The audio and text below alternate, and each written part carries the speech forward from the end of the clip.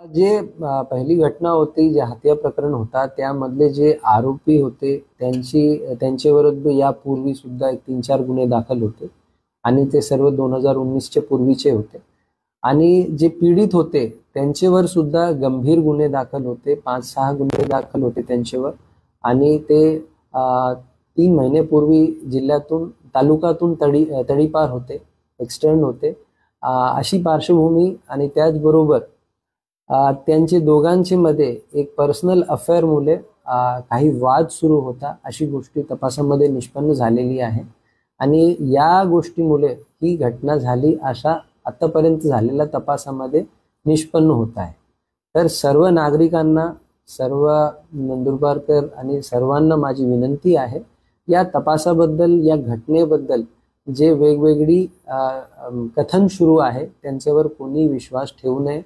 तपास अगदी ऑब्जेक्टिव्हली चालू आहे आणि सर्व आरोपी याच्यामध्ये अटक आहे. आणि जे काही आतापर्यंत आलेले पुरावे आहे आणि यापूर्वीची जे पार्श्वभूमी आहे ते सर्व एकंदरीत बघता हे एक वैयक्तिक वादामुळे झालेली घटना होती.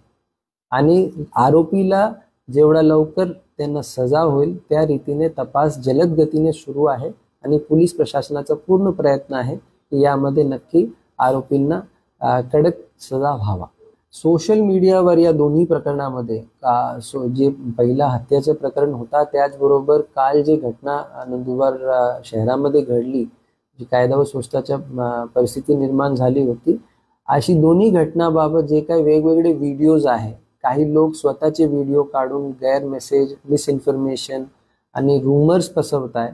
आणि घटना होती त्याचे व्हिडिओ काढून चुकीचे कमेंट्री, ज्याला आपण भडकाऊ म्हणू शकतो, भडकवणारे म्हणू शकतो आणि लोकांना व्हायलन्ससाठी प्रेरित करणारे म्हणू शकतो, अशा प्रकारचे पोस्ट काही लोक करत आहे.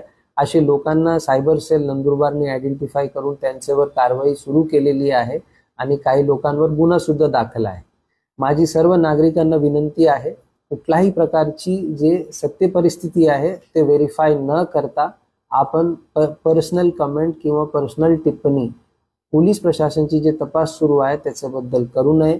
जे काही दोन्ही घटना घडलेली आहे अत्यंत दुर्दैवी आहे आणि सर्व नागरिकांना माझं आवाहन आहे, सर्व प्रशासन, पोलीस प्रशासनाला सहकार्य करा. यामध्ये जे काही निगडीत आरोपी आहे त्यांना आपण कडक सजा देऊ. कालची जी घटना होती त्याबद्दल जेवढे आरोपी होते त्या सर्व आरोपींना आपण कडक त्यांच्यावर कारवाई करू. त्याचबरोबर पूर्वीचे जे हत्या प्रकरण होता त्याच्यामध्ये सुद्धा दोन्ही आरोपी विरुद्ध आपण कडक कारवाई करू. अशा रीतीने तपास सुरू आहे. हे सर्व चालू असताना नागरिक आणि सर्व जे काही आपले जिल्ह्याचे बंधू आणि भगिनी आहे ते सोशल मीडियावर गैरजबाबदार पोस्ट करू नये. आपल्याला कुठल्याही प्रकारचं क्लॅरिफिकेशन हवी असेल तर ऑफिशियल जे प्रेस नोट आहे, प्रेसमध्ये इश्यू झालेली आतापर्यंतची जे काही इन्फॉर्मेशन आहे त्यांना कन्सिडर करा. आणि त्या व्यतिरिक्त जर आपल्याला कुठल्याही प्रकारचं क्लॅरिफिकेशन असेल तर आपण नक्की नजीकचे पोलीस स्टेशनला संपर्क साधू शकतात आणि नियंत्रण कक्षाला संपर्क साधू शकतात. किंवा चुकीची पोस्ट किंवा वैयक्तिक ओपिनियन जे फॅक्ट नाही आहे अशी गोष्टी व्हायरल करू नये. शांतता ठेवा आणि शांतता प्रस्थापित करण्यामध्ये सहकार्य करा. जय हिंद, जय महाराष्ट्र.